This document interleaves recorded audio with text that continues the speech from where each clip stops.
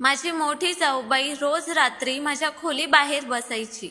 ती नेहमी माझ्यावर नजर ठेवायची. एके दिवशी मी माझ्या माहेरी गेले होते तेव्हा तिने मला एक फोटो पाठवला, जो पाहून माझ्या पायाखालची जमीनच निघून गेली. कारण त्यात माझी मोठी जाऊ आणि माझा नवरा. माझे नाव मनीषा आहे. माझ्या कुटुंबातील मी एकुलती एक मुलगी होते. माझे वडील खूप श्रीमंत होते. माझ्या कॉलेजात शिकत असलेला रोहन नावाचा मुलगा मला खूप आवडायचा. आधी आमची मैत्री झाली आणि मग आम्ही प्रेमात पडलो आणि लग्न करण्याचा निर्णय घेतला. मला संयुक्त कुटुंबात राहण्याचा खूप तिरस्कार वाटायचा आणि मी नेहमी प्रार्थना करायची की माझे लग्न संयुक्त कुटुंबात होऊ नये. पण कदाचित माझ्या नशिबात हेच लिहिले होते की ज्यापासून मी दूर पळत होते तीच गोष्ट माझ्या समोर आली. रोहनने मला सांगितले की तो संयुक्त कुटुंबात राहतो आणि तो कमीत कमी 3 वर्ष तरी त्या कुटुंबापासून स्वतःला वेगळं करू शकत नाही. ही 3 वर्ष मला 3 युगांसारखी वाटायला लागली होती. पण मी रोहनच्या प्रेमात पडले होते. फक्त या कारणाने मी त्याला सोडू शकत नव्हते. म्हणून मी रोहनशी लग्न करून त्याच्या घरी आले. मी त्याच्या कुटुंबियांना भेटले. त्याच्या कुटुंबात मोठा भाऊ आणि त्याची पत्नी राशी आणि रोहनचे आई वडीलही त्याच घरात राहत होते. या व्यतिरिक्त त्याला एक लहान भाऊ आणि बहीण देखील होती. त्याच्या बहिणीचे वय 14 वर्ष असेल. ते लोक मला खूप चांगले दिसत होते. मला माझे सासू आणि सासरे पण चांगले लोक वाटत होते आणि माझी धाकटी नणंद अगदी लहान मुलांसारखी होती. तिला मी इतकी आवडली की ती माझा हातच सोडत नव्हती. ती मला माझ्या खोलीत बसवायला आली होती आणि माझ्यासोबत माझी मोठी जाऊ राशीही होती, जी खूप गंभीर मूडमध्ये दिसत होती कारण ती खूप शांत होती. पण अचानक तिने एक विचित्र कृत्य केले. तिने माझ्या नंदेला कोणत्या तरी बहाण्याने खोलीबाहेर पाठवले आणि येऊन माझ्या जवळ बसली आणि माझ्याशी बोलू लागली की मनीषा, नववधूच्या कपड्यात तू खूप छान दिसत आहेस. पण राशीने तिचे शब्द अपूर्ण सोडले. तिला काही बोलायचे होते पण कदाचित ते सांगता येत नव्हते. मी पदर मागे वळून माझ्या मोठ्या जाऊकडे पाहिले. ती माझ्याकडे विचित्र नजरेने बघत होती. मला माहीत नाही का, पण मला असे वाटले की तिला माझे चांगले दिसणे आवडले नाही. तरीही हा माझा भ्रम आहे असे समजून मी ते मनातून झटकून टाकले. कारण लग्नाच्या पहिल्याच दिवशी मला माझ्या सासरच्या लोकांबद्दल मनात शंका निर्माण करायची नव्हती. मी माझ्या मोठ्या जाऊला म्हणाले, ताई, तुम्हाला काही बोलायचे असेल तर उघडपणे बोला. तेव्हा राशी विचित्र पद्धतीने म्हणाली की मला खूप काही सांगायचे आहे, पण मला भीती वाटते की तू माझ्या शब्दांचा चुकीचा अर्थ लावशील. यावर मी म्हणाले, नाही ताई, तुमच्या म्हणण्याचा मी चुकीचा अर्थ लावणार नाही. तुम्हाला जे काही सांगायचे आहे ते आरामात सांगा. तिला काय बोलायचे आहे हे मला जाणून घ्यायचे होते. कारण मला असं वाटत होतं की असं होऊ शकतं की तिचं बोलणं माझ्या भल्यासाठीच असेल. राशी मला म्हणाली, तू माझ्यावर रागवशील. मला जे काही सांगायचे आहे ते तुझ्या भल्यासाठीच सांगायचे आहे. या घरात तुला कोणतीही अडचण येऊ नये अशी माझी इच्छा आहे आणि माझ्यावर विश्वास ठेव. मी तुला माझ्या लहान बहिणीप्रमाणेच मानते. पण कदाचित तू माझ्या म्हणण्याचा चुकीचा अर्थ लावशील. या भीतीमुळे मी सांगू शकत नाही. यावर मी म्हणाले, ताई, तुम्ही जे सांगशाल त्याचा मी चुकीचा अर्थ काढणार नाही. तुम्हाला जे सांगायचंय ते मोकळेपणाने सांगा. तेव्हा माझी मोठी जाऊ राशीने सांगितले की खरं तर मला या घराची मनस्थिती आणि चालीरीती चांगलीच माहीत आहे. कारण मी इतकी वर्ष त्यांच्या सोबत राहत आहे. तू खूप चांगले कपडे घालून बसली आहेस. पण रोहनला साधेपणा आवडतो. त्याला हा सगळा मेकअप आणि जड कपडे अजिबात आवडत नाहीत. तो मला आणि त्याच्या बहिणीला शिव्या देतो की साध्या कपड्यांमध्ये स्त्रिया छान दिसतात. त्याच्या आवडीनिवडी लक्षात घेऊन मला तुझ्याशी बोलायचे होते, जेणेकरून तो तुझ्याबरोबर आनंदी राहावा. राशीने सांगितले तेव्हा मला आश्चर्य वाटले की रोहन याआधी तर या विषयावर कधीही बोलला नाही. पण मला असे वाटले की कदाचित माझी मोठी जाऊ बरोबर बोलत आहे. कारण मी साध्या वेशात कॉलेजात जायचे, म्हणूनच कदाचित त्याला मी आवडली असेल. लग्नाच्या पहिल्या रात्री मी नववधूप्रमाणे रोहनची वाट बघावी अशी माझी खूप इच्छा होती. पण माझ्या मोठ्या जाऊने मला सांगितले की हे बघ मनीषा, स्त्रीने तिच्या नवऱ्याला जे आवडते तेच करावे. त्यामुळे तू हे कपडे बदल आणि तुझा मेकअप काढ आणि काही साधे कपडे घाल, ज्यात तुलाही आराम वाटेल आणि रोहनही तुला पाहून अस्वस्थ होणार नाही.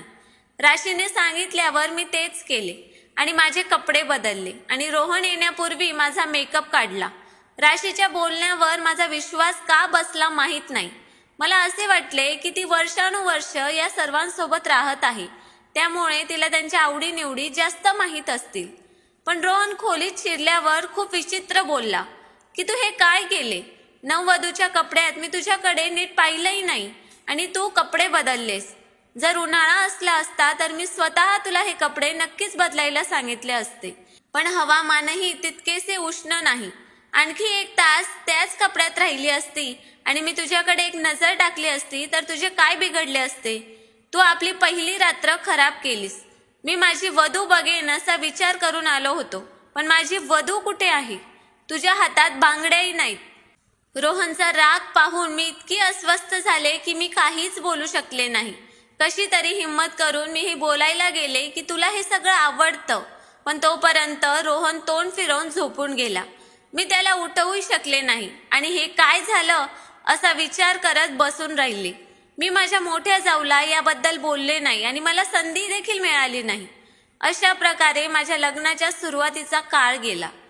पण पती पत्नीमधील अंतर किती काळ टिकते? दुसऱ्याच दिवशी मी चांगली तयारी केल्यावर रोहन मला पाहून खुश झाला. त्याने माझे खूप कौतुक केले आणि त्याने माझ्यासाठी आणलेल्या सोन्याच्या बांगड्या त्याने मला घालायला लावल्या. मला असे वाटले की माझी मोठी जाऊ आमच्या लग्नाने खुश नाही, पण हे नॉर्मल होतं, कारण सासरच्या घरात माणसं अशीच असतात. म्हणूनच मी एकत्र कुटुंबाच्या विरोधात होते, कारण मी माझ्या मैत्रिणी आणि चुलत बहिणींकडून त्यांच्या सासरच्या घराविषयी अनेक अफवा ऐकल्या होत्या. एक दिवस रोहनने आणि मीने रात्री एकत्र बसून चित्रपट पाहण्याचा प्लॅन केला. चित्रपट पाहण्यासाठी आम्ही टीव्ही चालू केला, तेवढ्यात लाईट गेली. आम्ही खूप निराश झालो होतो की आज आम्हाला चित्रपट पाहायचा होता. पण नंतर अचानक माझी नजर बाहेर गेली आणि बाकीच्या घरातील लाईट चालू पाहून मला आश्चर्य वाटले, कारण फक्त आमच्याच खोलीत लाईट नव्हती. जेव्हा मी रोहनला हे सांगितले तेव्हा तो म्हणाला की सर्किटमध्ये काहीतरी समस्या आहे. तो बघायला गेला, मात्र हे काम करून तो 2 तासांनी परत आला आणि लाईटही परत आली. मी त्याला एवढा वेळ का लागला असे विचारले असता त्याने सांगितले की विजेचे तार समजले नाही. बरं, थोडा वेळ लागला पण काम तर पूर्ण झालं. प्रत्येक रात्री मला असे वाटायचे की कोणीतरी माझ्या खोलीबाहेर उपस्थित आहे आणि मला पाहत आहे. एकदा मला दरवाजातून निळ्या रंगाचे कपडेही दिसले, जे एका महिलेचे होते. दुसऱ्या दिवशी माझ्या मोठ्या जाऊने पण निळे कपडे घातलेले होते. या घरात माझ्यासोबत काही विचित्र गोष्टी घडत होत्या. लग्नानंतर मी पहिल्यांदा स्वयंपाक केला तेव्हा मला खीर बनवायला सांगितली गेली. मला चांगले आठवते की मी खीरमध्ये साखर घातली होती आणि स्वयंपाक करताना ती पुन्हा पुन्हा चाखायची माझी सवयच होती. पण जेव्हा मी ती खीर सर्वांसमोर वाढली तेव्हा त्यात साखरेऐवजी मीठ होते. रोहनही मला खडसावत म्हणाला, मनीषा, मान्य करतो की तुला संयुक्त कुटुंबात राहणे आवडत नाही, पण मी तुला सांगितले होते की मी तुला 2-3 वर्षानंतर येथून दूर नेईन. किमान 2-3 वर्ष तरी चांगली राहा. रोहनला हे कृत्य खूप वाईट वाटले, जे मी केले नव्हते. मी माझे स्पष्टीकरण रोहनला दिले की मी खीरमध्ये मीठ घातले नाही. तेव्हा तो रागाने म्हणाला की जर तू मीठ घातलं नाही तर कोणत्या भूताने येऊन मीठ टाकले का? रोहनला त्यांच्याच कुटुंबासमोर अपमानित झाल्यासारखे वाटत होते, कारण पहिल्यांदाच त्याच्या पत्नीने घरी काहीतरी बनवले आणि ते चुकीचे झाले. तो असा विचार करत होता की मी हे सर्व जाणून बुजून केले आहे, कारण मी संयुक्त कुटुंबात राहू इच्छित नव्हते. हे सगळं पाहून मला स्वतःलाच खूप लाज वाटत होती. हे सर्व कसे घडले माहीत नाही. बरं, काही दिवस असेच निघून गेले. मग सगळं नॉर्मल झालं. एके दिवशी माझ्या सासऱ्यांनी मला त्यांचे कपडे इस्त्री करायला दिले. मी कपडे नीट इस्त्री करून त्यांना परत केले आणि काही वेळाने सासऱ्यांचा आवाज आला की त्यांचा शर्ट जळाला आहे. मी त्यांचा शर्ट जाळला नाही म्हणून मी हैराण आणि अस्वस्थ झाले. सासरे मला ओरडले नाहीत, पण त्यांचा मूड बिघडला, कारण त्यांना त्यांच्या मित्राच्या मुलाच्या लग्नाला जायला उशीर झाला होता. रोहन पुन्हा माझ्यावर रागवला की मनीषा, तुला कोणतंच काम नीट करता येत नाही का, की तू मुद्दाम करत आहेस? हे ऐकून मला काळजी वाटू लागली आणि आता मी माझ्या बचावात काहीही सांगितले असते तरी कोणीही माझ्यावर विश्वास ठेवणार नव्हते. त्याचप्रमाणे या घरात जे काही काम असायचे मी ते काम अगदी नीट करत असे, पण काही वेळाने काम बिघडल्याचे सांगण्यात यायचे. मला हे समजत नव्हतं की शेवटी हे सगळं काय होतंय. अगोदरच मी एकत्र कुटुंब पद्धतीच्या विरोधात होते आणि मग हे सगळं विचित्र माझ्यासोबत घडत होतं. माझ्या लग्नाला फक्त 10 दिवस झाले होते आणि या 10 दिवसातच मी माझ्या सासरच्या लोकांच्या नजरेत खूप चुका केल्या होत्या. पण तरीही त्यांनी मला बोलावून सांगितले की त्यांनी आमच्यासाठी तिकिटे खरेदी केली आहेत आणि त्यांना आम्हाला टूरवर पाठवायचे आहे. हे ऐकून मला खूप आनंद झाला. माझी मोठी जाऊ पण तिथेच बसल्या होत्या. ही खूप चांगली गोष्ट आहे असे त्यांनी सर्वांसमोर सांगितले. पण ज्या दिवशी आम्ही घरातून निघणार होतो त्याच दिवशी पहाटेच वादळ आले. मी डोळे उघडले तेव्हा मला आवाज आला. बघते तर माझी नणंद जिन्यावरून खाली पडली होती. सर्वजण तिच्या भोवती उभे होते. ती जवळजवळ बेशुद्धच झाली होती आणि तिला काहीतरी बोलायचे होते. तिने माझ्याकडे बोट दाखवले आणि वहिनी म्हणाली. तेव्हा सगळ्यांनी हेच समजून घेतले की तिला हे सांगायचे आहे की बहिणीने मला पायऱ्यांवरून खाली ढकलले आहे. त्यानंतर माझी नणंद बेशुद्ध झाली आणि तिला रुग्णालयात नेण्यात आले. डॉक्टरांनी सांगितले की ती कोमात गेली असून आता ती कोमातून कधी परत येईल हे कोणीही सांगू शकत नाही. घरातलं वातावरण बिघडलं आणि सगळ्यांना माझ्या नंदेची काळजी वाटू लागली. शेवटी ती सर्वात लहान आणि सर्वांची लाडकी होती. सर्वांनी मला दोष दिला आणि माझ्या आई वडिलांनाही बोलावून त्यांना सांगितले की तुमची मुलगी या घरात आल्यापासून तिने एकही गोष्ट बरोबर केली नाही आणि आता आमच्या मुलीसोबत हे सर्व केले. तिला काय हवे आहे ते विचारा. रोहन सुद्धा गप्प होता आणि त्याच्या गप्प राहण्याचे कारण काय ते मला समजत नव्हते. कदाचित त्याच्या बहिणीमुळे तो नाराज होता. तो माझ्या बाजूने किंवा माझ्या विरोधात एक शब्दही बोलला नाही. माझ्या वडिलांनाही राग आला आणि ते मला त्यांच्यासोबत घेऊन घरी आले. त्याच रात्री मला माझ्या फोनवर एक फोटो आला जो पाहून माझ्या पायाखालची जमीन तर गेलीच पण चक्करही आली. मी त्याच क्षणी माझ्या सासरच्या घरी धावले कारण परिस्थितीच तशी होती. मी माझ्या आईबाबांना उठवले नाही. मला कोणाला काहीच सांगायचे नव्हते. रात्रीचे 1 वाजले होते. मी गुपचूप घरातून बाहेर पडले तेव्हा रस्ता सुमसाम होता आणि खूप थंडी होती. मी शाल नीट पांघरली आणि रिक्षाच्या शोधात इकडे तिकडे बघितले. बरेच अंतर चालल्यावर मला एक रिक्षा दिसली. मात्र रिक्षा चालक झोपला होता. मी मोबाईलचा टॉर्च मारून त्याला उठवण्याचा प्रयत्न केला. रिक्षावाला डोळे चोळत उठला आणि म्हणाला, कुठे जायचे आहे? प्रश्न विचारत असताना रिक्षावाल्याने माझ्याकडे विचित्र नजरेने पाहिले. तेव्हा मला माझी चूक खोलवर जाणवली. त्या रात्री मी स्वतःला खूप शिव्या दिल्या की रात्रीच्या या वेळी मी कोणाला न सांगता घरातून बाहेर पडायला नको होते.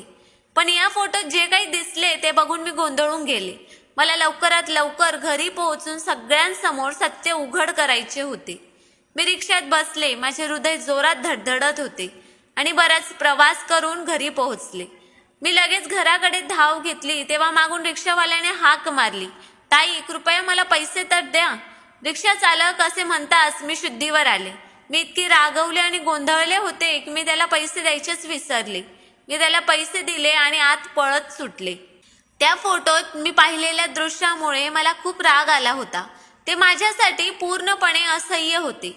मी रागाने दरवाजा ठोठावला आणि दार उघडताच समोर माझा लहान दीर उभा होता. रात्रीच्या या वेळी तो जागाच होता आणि मला पाहून आश्चर्यचकित झाला होता. त्याने मला काही विचारण्याआधीच मी माझ्या खोलीकडे धाव घेतली. मी रागाने दरवाजा उघडला आणि पाहिले की माझा नवरा रोहन झोपला होता. मी त्याला हलवून उठवले आणि म्हणाले, तर हा तुझा प्लॅन होता. मला घरातून हाकलून तुला हे सर्व करायचे होते. शेवटी तू हे सर्व कसे काय करू शकतो? तू एक अविश्वासू व्यक्ती आहेस. तो झोपेतच होता. डोळे चोळत उठला. त्याने माझ्याकडे असमंजस नजरेने पाहिले. मी काय बोलते ते त्याला समजत नव्हते. मी पुन्हा बोलले, तू मला मुद्दाम घरातून हाकलून दिले आहेस. तुझी वहिनी राशीसोबत प्रेम संबंध आहे आणि म्हणूनच तू मला घरातून बाहेर काढलेस. मी असं रागाने बोलल्यावर तो म्हणाला, काय बोलतेस तू हे? तू शुद्धीत तर आहेस ना? तुला कळतंय का तू काय आणि कोणाला बोलतेस? आमचा आवाज ऐकून घरातले सगळे जमले. मी रागात म्हणाले, मी फालतू बोलत नाहीये. मी जे बोलते ते खरे आहे आणि त्याचा पुरावा माझ्याकडे आहे. मी मोबाईलचा स्क्रीन त्यांच्या समोर ठेवला आणि त्यांना फोटो दाखवण्याचा प्रयत्न केला, पण फोटो तर माझ्या व्हॉट्सअपवरून डिलीट झाला होता. राशी मगरीचे अश्रू ढाळू लागली आणि म्हणाली, बघ रोहन, तुझी बायको माझ्यावर किती मोठा आरोप करते. तिची विचारसरणी इतकी खालावली असेल याची मी कल्पनाही करू शकत नव्हते. मी तुझी मोठी वहिनी आहे आणि मी तुझ्या आईसारखी आहे, पण तुझ्या बायकोच्या मनात या नात्याबद्दल इतका तिरस्कार भरलेला असेल याचा मी विचारही केला नाही. असं म्हणत राशी रडायला लागली. तेव्हा राशीचा नवरा म्हणाला, रोहन, तुझ्या बायकोला जिभेवर ताबा ठेवायला सांग. ती माझ्या पत्नीवर आणि तुझ्यावर असा घाणेरडा आरोप कसा काय करू शकते. या सगळ्या गोंधळाने माझे डोके चक्रावले होते. माझ्या लग्नाला फक्त 1च महिना झाला होता आणि मी एक मानसिक रुग्ण झाले होते. मी रोहनला सगळ्यांसमोर सांगितलं की मला घटस्फोट दे. यावर रोहन रागाने म्हणाला, लग्न होऊन 1 महिनाही झाला नाही आणि तू अशा गोष्टी बोलत आहेस. तू पहिलेची मनीषा राहिली नाहीस, जिच्यावर मी प्रेम केले होते. त्याची मला खंत वाटते. तुझ्या विचाराबद्दल आणि माझ्या निवडीबद्दल मला वाईट वाटते. यावर मीही रागात म्हणाले की पश्चाताप तर मला होत आहे की मी तुझ्यासारख्या माणसावर डोळे बंद करून विश्वास ठेवला. माझ्या बोलण्याने सर्वांना आणखीनच आश्चर्य वाटले की लग्नाच्या अवघ्या 1 महिन्यानंतरच वधूने घटस्फोट मागितला. शेवटी हे सर्व काय होत आहे.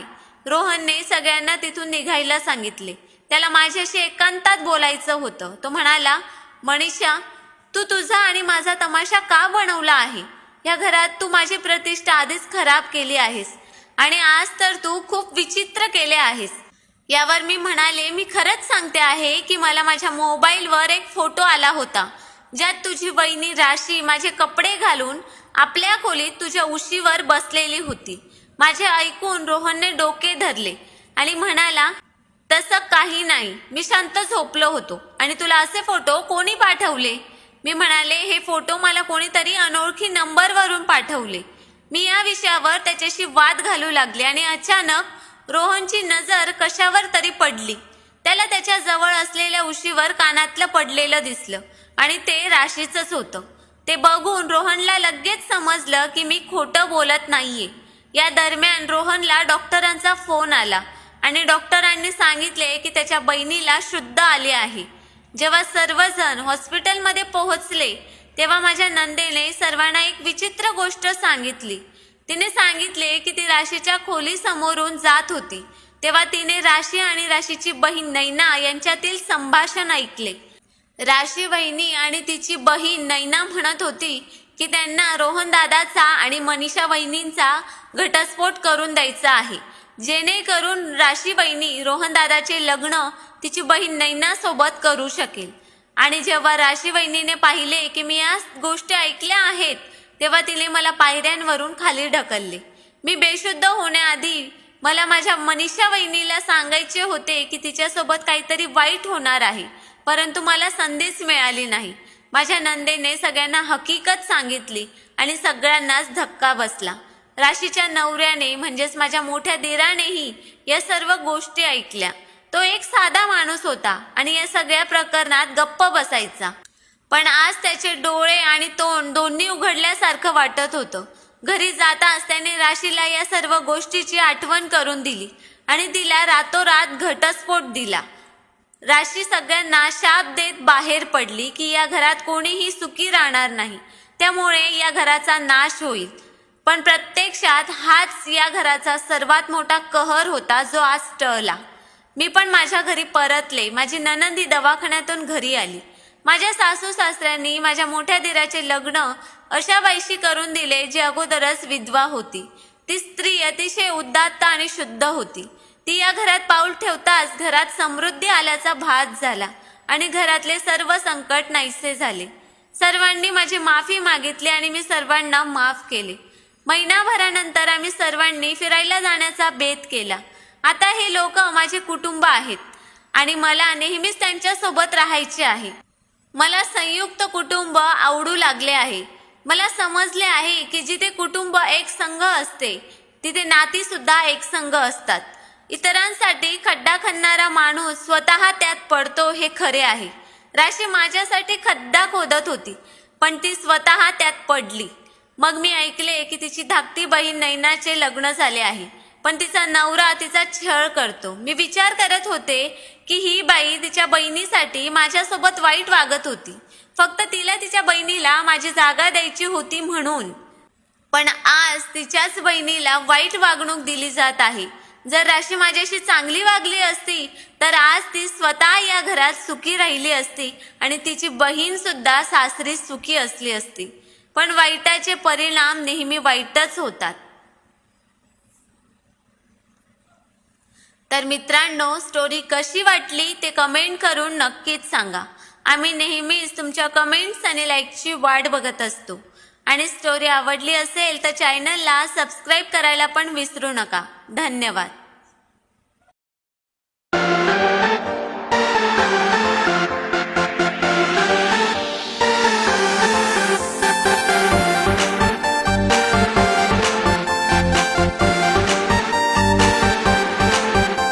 दो गज की दूरी तेरे नाल यारी लाउनी है जरूरी, लाउनी है जरूरी। मैनू नाल बिठा के तेरे ते गल्ला करेंगे कुड़ी कुड़ी कुड़ी कुड़ी। दो गज की दूरी तेरे नाल यारी लाउनी है जरूरी, लाउनी है जरूरी। दो गज की दूरी तेरे नाल यारी लाउनी है जरूरी, लाउनी है जरूरी।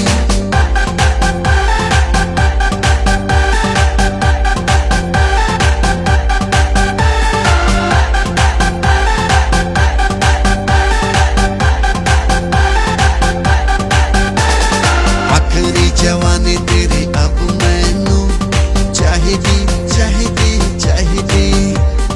तेरे बुलाने अग मेरे दिल विच लाई दी लाई दी लाई दी। गल गल ते ना तेरा लेंदा तैनू मैं अपनी बनाना चाहता। तू छेती हाँ कर दे मेरी किस्मत की तार तेरे ते जुड़ी जुड़ी जुड़ी जुड़ी।